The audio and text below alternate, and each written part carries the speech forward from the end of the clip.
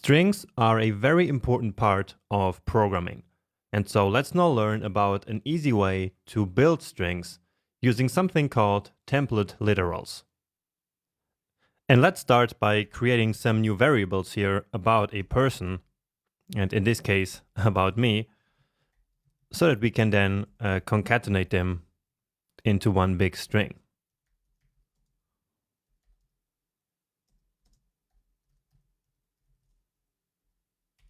And the birth year.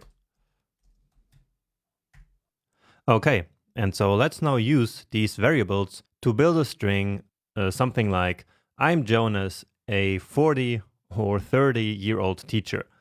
So we're gonna then use this birth year to calculate the age, of course. So let's call that one simply Jonas. And as we already learned in one of the previous lectures, we can use the plus sign to concatenate strings. And so let's now start by doing that. So I want to write I'm, and here I'm seeing a problem.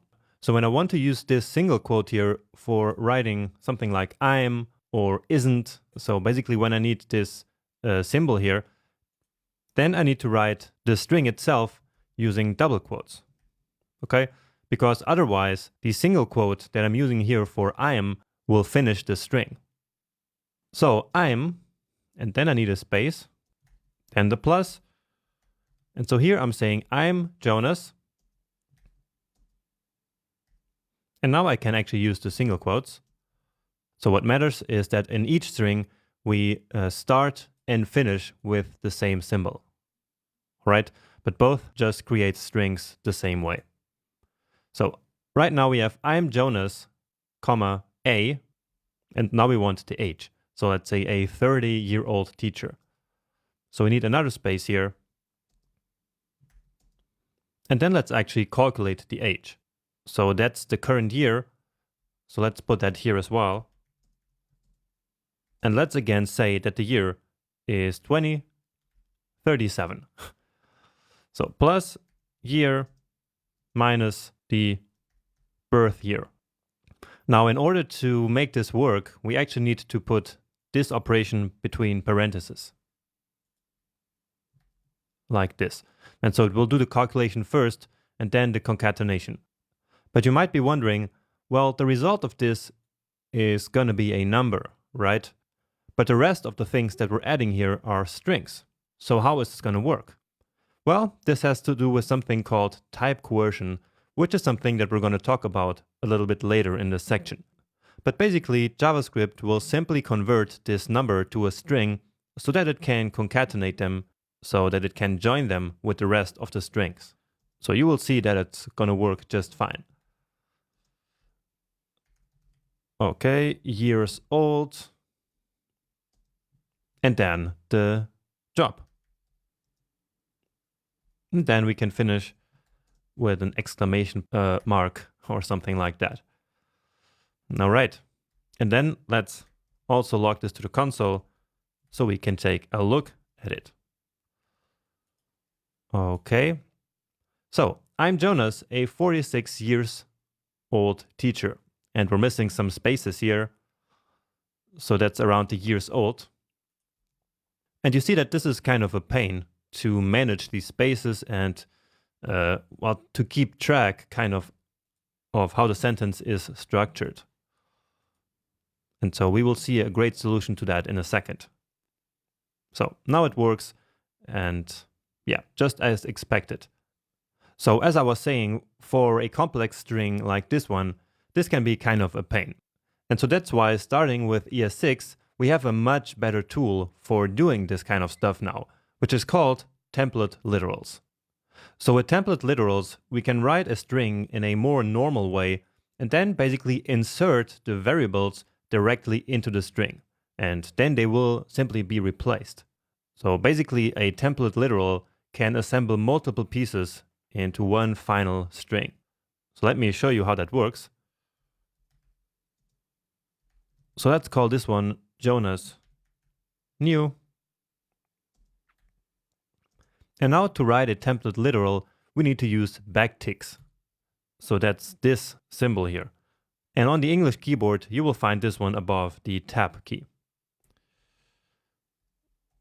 So again, we really need to use these backticks to tell JavaScript that we're writing a template string. The single quotes or the double quotes won't work for what we're going to do now. So now, as I said, we simply write a string and insert the variables in there.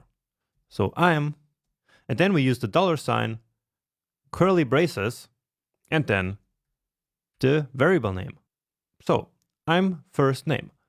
And just to see if this actually works, let's log it to console.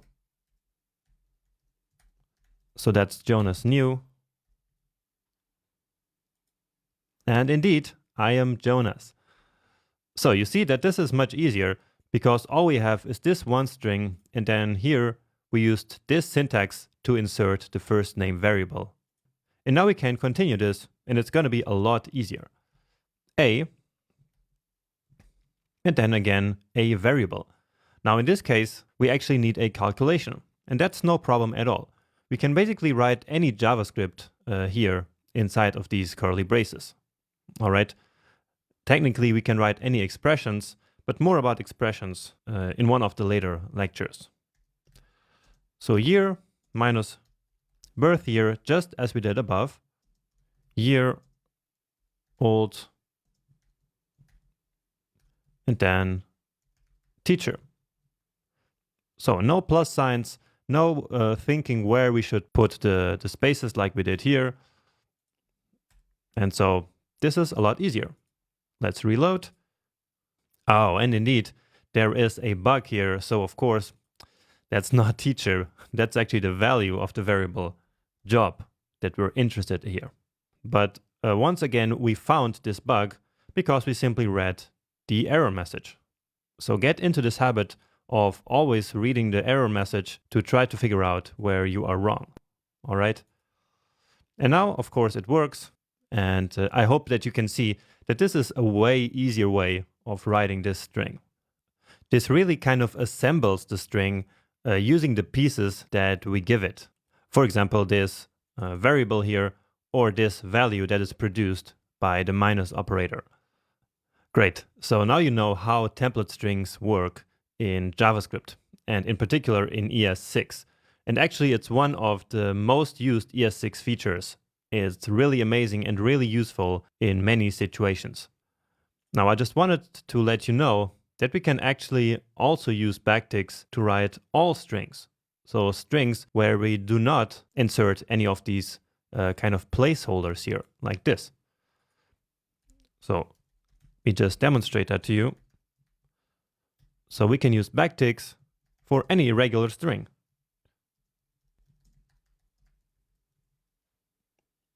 So you see that it works here just the same. And many developers actually started using backticks for all strings, because then you don't have to think about which quotation marks you should use. You just use backticks always. And then in case you need to insert a variable, then it's much easier than to go back and switch out the regular quotes.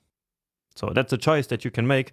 I actually don't do that myself, but I can see that it actually makes sense. All right. Now, another great use case of template literals is to create multi-line strings. So that's something that before template strings was a bit cumbersome to write. So let me just show that to you. So if you wanted a multi-line string before ES6, you would have to write string with, and then you needed this \n, which in many programming languages means new line. All right. So basically, this is like a special character in programming, which in strings always means that a new line should be created. And then in JavaScript, we would need another \, like this, and then we could move to the next line and continue here. Multiple, let's create a new one, and then lines. And this actually only works because of a bug that's in the language. But let's see. So we get string with multiple lines. And you see that it's all the same string, but yeah, spread across multiple lines. But indeed, now with template strings, there is an easier way of doing this. So all we have to do is simply hit return, and it will create a new line for us. And this is actually going to be immensely useful later when we start building HTML from JavaScript. So by then we will be able to use these backticks to create multi-line HTML elements to insert them onto a page dynamically. So that's going to be a lot of fun. Let's just see if this works. And indeed, it does. So whenever you need a multi-line string, you always make sure to use this template literal, because it's a lot cleaner. All right, and that's actually it about template literals. In the next lecture, we will finally start to make our code a lot more fun and take it to the next level by taking decisions.